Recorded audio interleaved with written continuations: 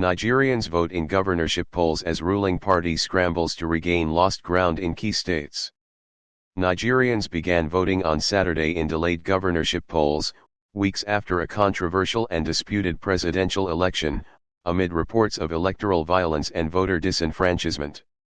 A party official was shot and killed in Lagos Saturday during the elections for Nigeria's new state governors. Subscribe our YouTube channel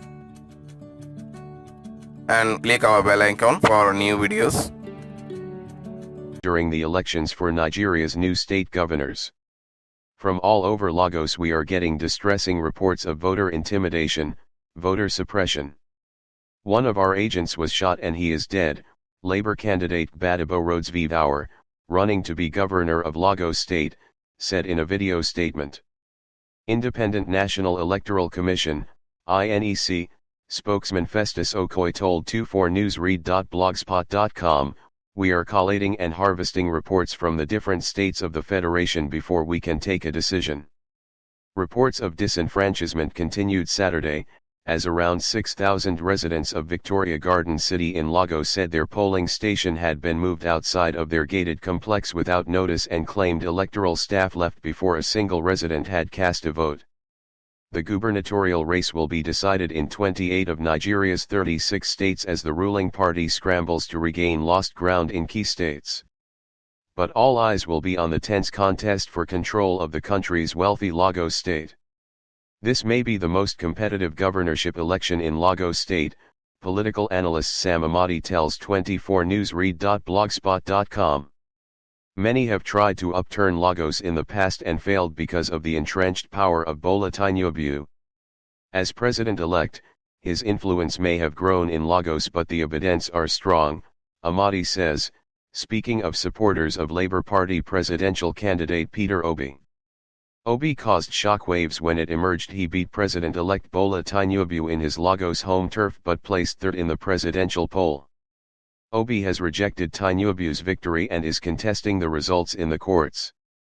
The presidential elections on February 25 were widely criticized for widespread delays, outbreaks of violence and attempts at voter suppression. Several observers including the European Union also said the election fell short of expectations and lacked transparency. The battle for Lagos.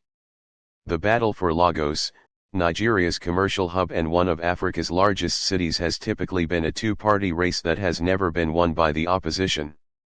This is partly credited to political godfather and kingmaker, Bola Tinubu, who is said to have handpicked every Lagos governor since leaving office in 2007. Tinubu's firm grip on Lagos politics now faces an unprecedented threat in Obi's third force Labour Party, after losing on home turf. Obi is the first presidential candidate from the opposition to win in Lagos. Amadi says his popularity with young people might be the game changer in the Lagos gubernatorial poll. They, Abidents, won Lagos in the last, presidential, poll but feel cheated and suppressed. So we might see a more vehement fight. It depends on how motivated and aggrieved the Abidents feel now, he said. The Peter Obi effect. 15 candidates are seeking to unseat incumbent Governor Babajide Sanwo-Olu of the ruling All Progressives Congress Party, who is seeking a second term. But only 2 are viewed as real threats to his re-election. Considered a long shot only a few weeks ago, Labour Party's Gbadebo Rhodesvivour is now riding on Obi's wave and has gained momentum following his party's surprise win in Tinubu's stronghold. The People's Democratic Party's Aziz Olajide Diran, also known as Jander, is another strong contender aiming to clinch the Lagos seat for his party for the first time. Adidiran's party has polled second in every governorship vote in Lagos since the return to civilian rule in 1999. Both men tell 24newsread.blogspot.com they are confident of victory. For the first time, PDP is going to take Lagos, and I'm going to be the governor, says Adiran. People are really tired, the streets of Lagos are yearning for a breath of fresh air and that is what we represent, he adds. Rhodesvivour told 24newsread.blogspot.com the time to liberate Lagos from state capture has come, and he's next in line to govern the state. I'm next governor of Lagos State, he declared. You cannot stop an idea whose time has come.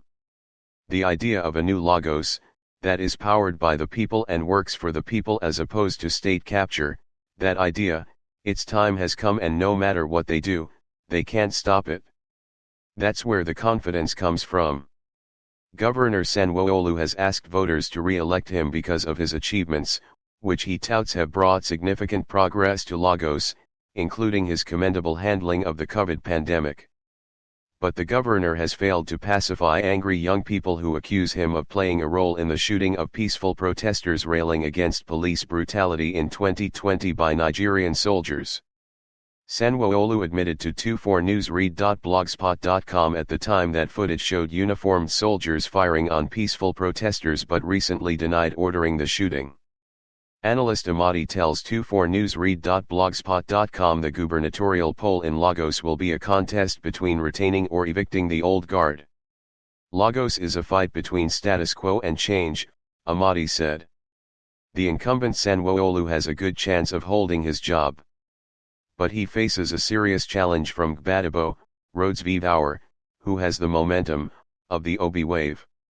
Jander, Adliran, is left behind because PDP had been dismantled in southern Nigeria and has no enthusiasm factor in Lagos, Amadi said. Sanwo-Olu has not been spectacular but is believed to have performed well in some aspects of keeping Lagos going. He may survive the popular revolt on Saturday, but watch out for an upset if the scaremongering of APC and the loss of trust in INEC's integrity do not demotivate the young voters, he added. Trust eroded in democratic process. Besides attempts at voter suppression, a widespread loss of confidence in the electoral body's ability to conduct credible elections has eroded the electorate's trust in the democratic process. Only 26% of Nigeria's more than 93 million registered voters turned up to vote in the last election. This was much lower than the 2019 poll when a third of registered voters ended up voting. David Ayodele of Civic Group EIE Nigeria, tells 24newsread.blogspot.com the February 25 election deepened the trust deficit between the Electoral Commission and the electorates. Ayodele urged the electoral body to redeem itself in the weekend poll by naming and prosecuting INEC officials who were caught tampering with the electoral process. Last month, Lagos police authorities said they were investigating an audio clip, in which two men were heard threatening residents of a local community to vote for candidates of the ruling APC or risk being evicted from the area. Polls will open from 8:30 a.m. local time, 3:30 a.m. Eastern Time, Saturday and are expected to close at 2:30 p.m., 9:30 a.m. Eastern Time. This was much lower than the 2019 poll when a third of registered voters ended up voting. David Ayodele of Civic Group EIE Nigeria, tells 24newsread.blogspot.com the February 25 election deepened the trust deficit between the Electoral Commission and the electorates. Ayodele urged the electoral body to redeem itself in the weekend poll by naming and prosecuting INEC officials who were caught tampering with the electoral process. Last month, Lagos police authorities said they were investigating an audio clip, in which two men were heard threatening residents of a local community to vote for candidates of the ruling APC or risk being evicted from the area.